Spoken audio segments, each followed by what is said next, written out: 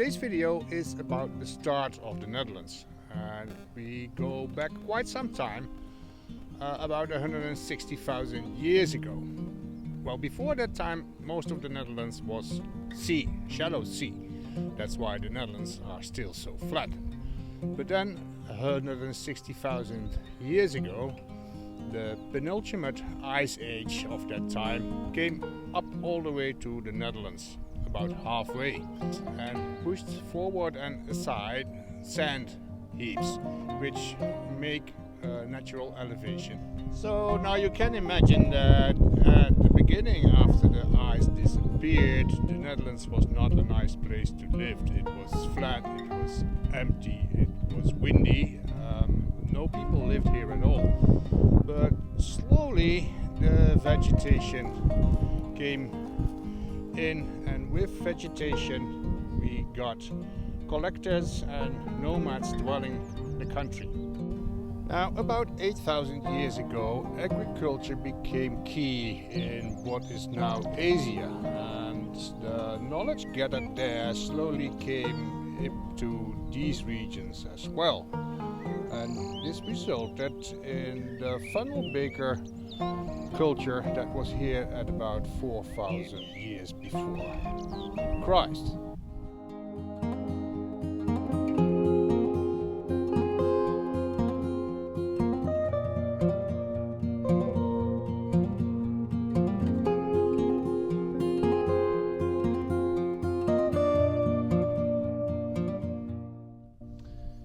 Now, the Netherlands, we do not have any rock or anything. The best we have is some sandstone in the south of the Netherlands, but for the rest the whole country is just sand, bare sand, and clay, of course. But nevertheless, the ice transported big stones from Scandinavia this way, and the funnel baker culture made big burial graves out of these stones. And these are the oldest visible remainders of human inhabitation of the country.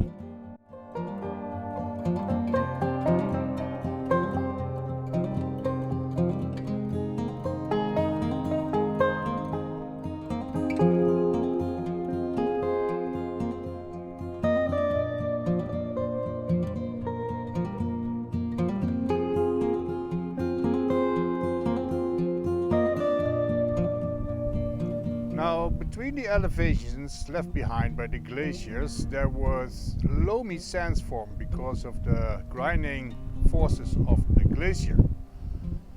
On those loamy sands, extensive swamps formed in the course of time.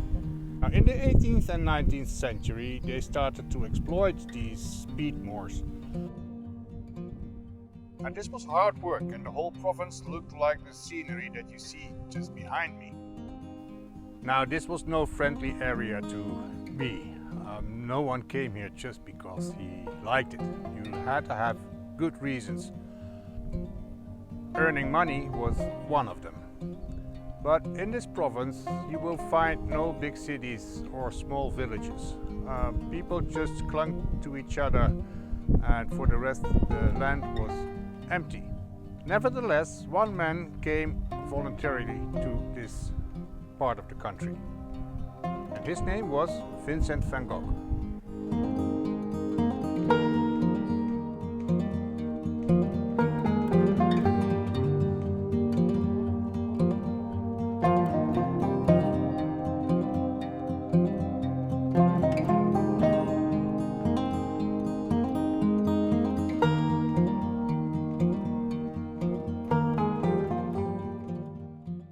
When Vincent came here in 1883, he just ended his relationship in The Hague, and he stayed in the tavern that you can see right behind me.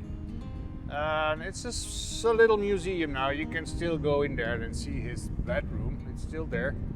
And he came to Drenthe because he had heard about the extensiveness of the landscape and the harshness of the work that needed to be done here.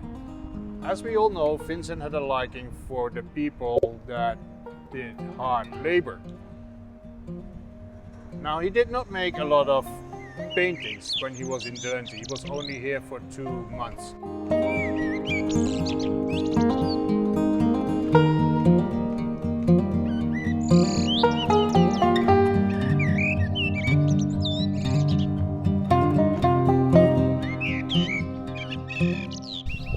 So, like I've said before, this is not a part of the country where you will find big cities or very small villages, but you can find old villages. And right now we are at the little village of Provence.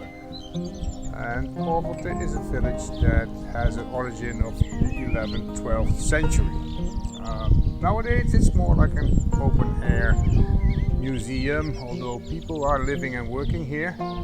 And you can dwell freely and visit some of the old farms like the blacksmith and the bakery, things like that.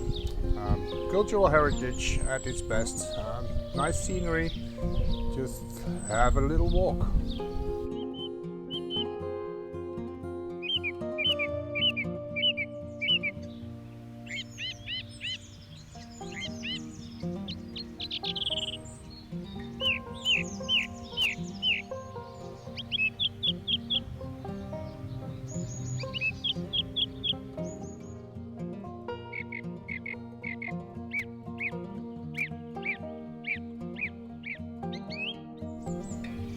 So this was the tour for today.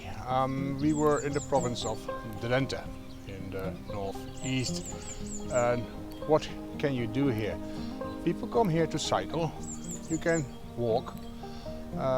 Not far from here it's the water village of Giethoorn, which is very famous. I will make another movie on that one later this year. Also very interesting but not so nice in the history is the deportation camp of Anne Frank, Westerbork. So things to do, nice scenery, nice places to go. Tranquil, quiet, lovely. So thank you for watching, hope to see you. You can find my details as usual at the back of this movie.